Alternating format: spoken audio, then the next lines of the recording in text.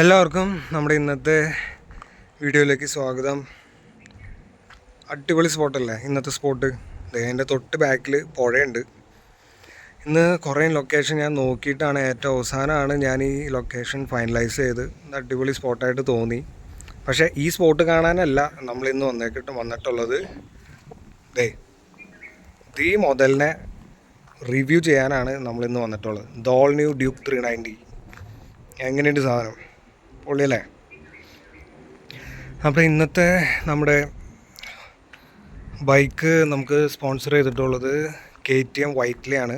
KTM വൈറ്റ്ലയിൽ Nandu ബ്രോയാണ് നമുക്ക് വേണ്ടിയുള്ള എല്ലാ സപ്പോർട്ടും ചെയ്തു തന്നത്. അപ്പോൾ ആൾക്ക് നമ്മുടെ വീഡിയോയിലൊരു താങ്ക്സ്.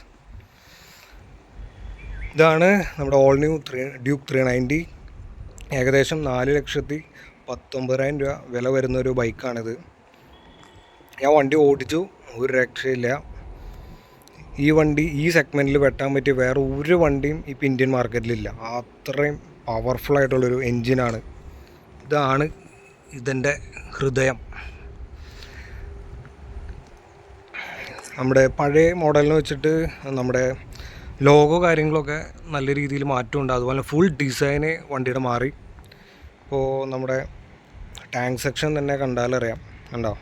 നല്ല മസ്കുലറായിട്ട് വേറൊരു എന്താ പറയുക, ഒരു അന്യഗ്രഹ ജീവി എന്നുള്ള രീതിയിലൊക്കെ ഒരു ടൈപ്പ് ഫ്രെയിമാണ്. ഇപ്പോൾ വണ്ടി ശരിക്കും കണ്ടു കഴിഞ്ഞാൽ ഏതാണ്ട് ഒരു വേറെ ഗ്രഹത്തിൽ നിന്ന് വന്ന ഒരു വണ്ടി പോലെയാണ് മൊത്തത്തിൽ വണ്ടിയുടെ ഒരു ലുക്ക് കാര്യങ്ങളൊക്കെ.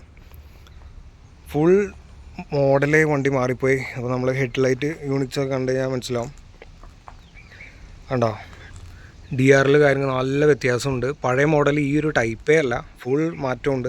പഴയ മോഡലിൽ ഏകദേശം ഒരു ലൈറ്റൊക്കെ വരുമ്പോൾ ഒരു 6 പാക്ക് ടൈപ്പ് ഒക്കെ, ഒരു കട്ടിങ് ടൈപ്പ് ലൈറ്റ്സ് കാര്യങ്ങളൊക്കെ ആയിരുന്നു. ഇവിടെ നമ്മുടെ തിരിച്ചാണ് ഓരോ DRL ഉള്ളത്. ഇവിടെ ഒരു ഇതുണ്ട്, ഞാനിപ്പോൾ അത് ഓൺ ചെയ്ത് കാണിച്ചു തരാം. അതുപോലെ തന്നെ നമ്മുടെ മിറർ കാര്യങ്ങളൊക്കെ നല്ല രീതിയിൽ മാറ്റമുണ്ട്. കണ്ടോ? ഈ മോഡലായിരുന്നില്ല കഴിഞ്ഞ തവണ. പിന്നെ ഇൻഡിക്കേറ്റർ ഒന്നും മാറിയിട്ടില്ല, കഴിഞ്ഞ തവണ പോലെ തന്നെയാണ്. WPയുടെ സസ്പെൻഷനാണ് വരുന്നത്. കണ്ടോ? ഈ സൈഡിലും എങ്ങനെയുണ്ട് ലുക്ക്? അടിപൊളിയല്ലേ? പിന്നെ ഇതാണ് നമ്മുടെ പുതിയ കൺസോളായിട്ട് വരുന്നത്. ഞാനിപ്പോൾ ഓൺ ചെയ്ത് കാണിച്ചു തരാം.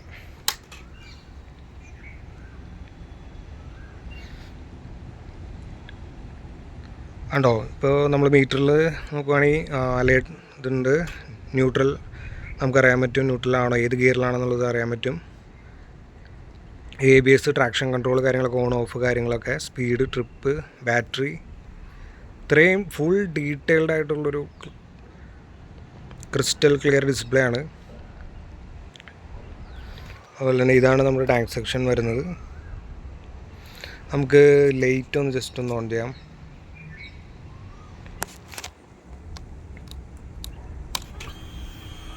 ഈ സ്വിച്ചാണ് ഇഗ്നിഷൻ സ്വിച്ച് വരുന്നത്. വണ്ടി സ്റ്റാർട്ടായി. ലൈറ്റ് നോക്കാം. കണ്ടോ? ഇത് വീഡിയോയിൽ ഈ ഒരു ടൈപ്പ് ലൈറ്റ് നോക്കണ്ട, രാത്രി അടിപൊളിയായിരിക്കും നമ്മുടെ ലൈറ്റ് കാര്യങ്ങളൊക്കെ വരുന്നത്. നല്ല രസമായിരിക്കും കാണാൻ. ഓക്കെ, നമുക്ക് വണ്ടി ഓഫ് ചെയ്യാം. ഓഫ് ചെയ്യാൻ വളരെ സിമ്പിളാണ്. ഈ സ്വിച്ച് ജസ്റ്റ് ഒന്ന് മേലേക്ക് ടാപ്പ് ചെയ്താൽ മതി, ഓഫായി.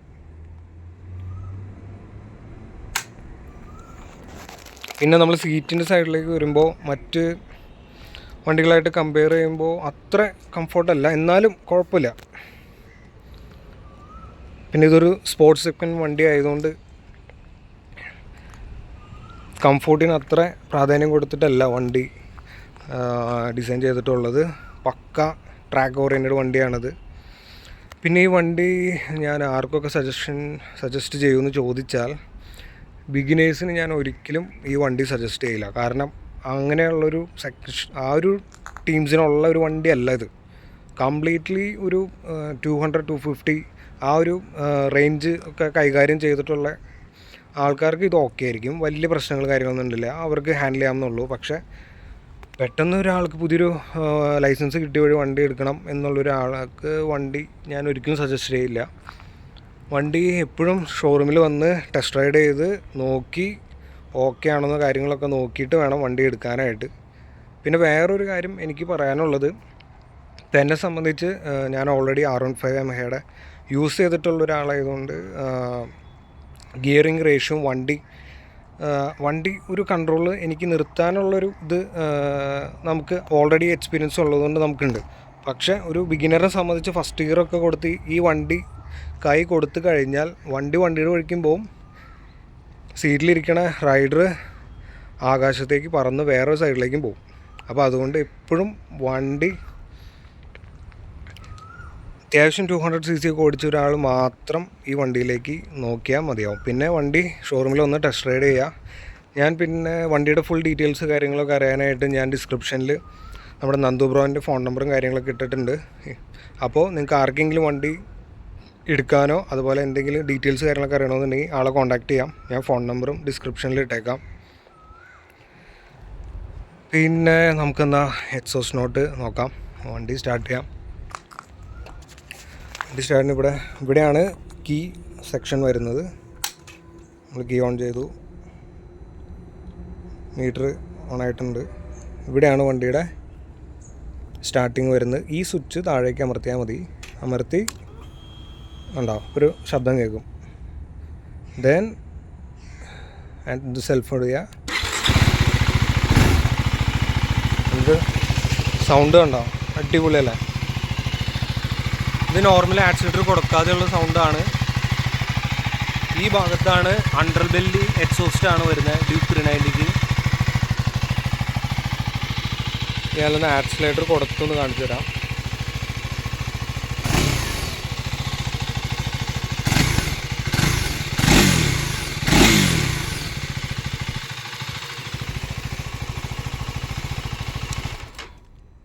ഒരുപാട് നമ്മൾ കൈ കൊടുക്കില്ല, അപ്പുറത്തും ഇപ്പുറത്തൊക്കെ ആൾക്കാരുള്ളതുകൊണ്ട് അവർ നോക്കുന്നുണ്ട്.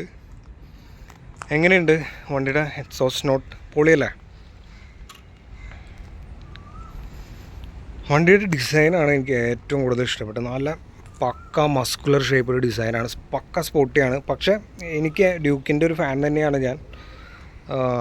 കാരണം ഡ്യൂക്ക് ഇറക്കുന്ന ഓരോ മോഡലും അത്രയും ഡീറ്റെയിൽഡ് ആയിട്ടാണ് അവരിറക്കുന്നത്. പ്രത്യേകിച്ച് ഡ്യൂക്കിനെ സംബന്ധിച്ച് പറയുകയാണെങ്കിൽ ചാരത്തിൽ നിന്ന് ഉയർന്നു വരുന്ന ഫിനിക്സ് പക്ഷിയാണ് ഡ്യൂക്ക്. ശരിക്കും പറഞ്ഞു കഴിഞ്ഞാൽ കമ്പനി നല്ല രീതിയിൽ ഒരു ടൈമിൽ താഴേക്ക് പോയതാണ്. വണ്ടി ഒന്ന് ഓഫ് ചെയ്യാം, ചാർജ് ഇറങ്ങണ്ട. നല്ല രീതിയിൽ KTM അത് നല്ല രീതിയിൽ കമ്പനി താഴേക്ക് പോയതാണ്. പിന്നെ ബജാജ് ഇത്ര ശതമാനത്തോളം ഷെയർ ഇപ്പോൾ ഓൺ ചെയ്യുന്നുണ്ട് കറണ്ട് മാർക്കറ്റിൽ. അത്രയും താഴ്ചയിൽ നിന്നാണ് KTMൻ്റെ പിറവി. അവരന്ന് തുടങ്ങി, എന്ന് വണ്ടി ഇറക്കി തുടങ്ങിയോ അന്ന് തുടങ്ങി നമ്മുടെ കേരളത്തിലെ പിള്ളേരുടെ മനസ്സിലും അതുപോലെ തന്നെ നമ്മുടെ രാജ്യത്തും വണ്ടി ഉണ്ടാക്കിയ ചലനം എന്ന് പറയുന്നത് ചില്ലറയൊന്നുമല്ല. സോ നിങ്ങൾക്ക് എല്ലാവർക്കും നമ്മുടെ പുതിയ ഡ്യൂക്ക് 390 റിവ്യൂ ഇഷ്ടപ്പെട്ടെന്ന് വിചാരിക്കുന്നു. വീഡിയോ ഇഷ്ടപ്പെട്ടെങ്കിൽ ചാനൽ സബ്സ്ക്രൈബ് ചെയ്യുക. അതുപോലെ തന്നെ പുതിയ ഏതെങ്കിലും അപ്ഡേഷൻ വണ്ടികളുടെ കാര്യങ്ങളൊക്കെ ഇനി റിവ്യൂ കൊണ്ടുവരണമെന്നുണ്ടെങ്കിൽ അതും കമൻറ്റ് ബോക്സിലിടുക, നമ്മളതിനനുസരിച്ച് ചെയ്യുന്നതായിരിക്കും. അപ്പോൾ താങ്ക് യു.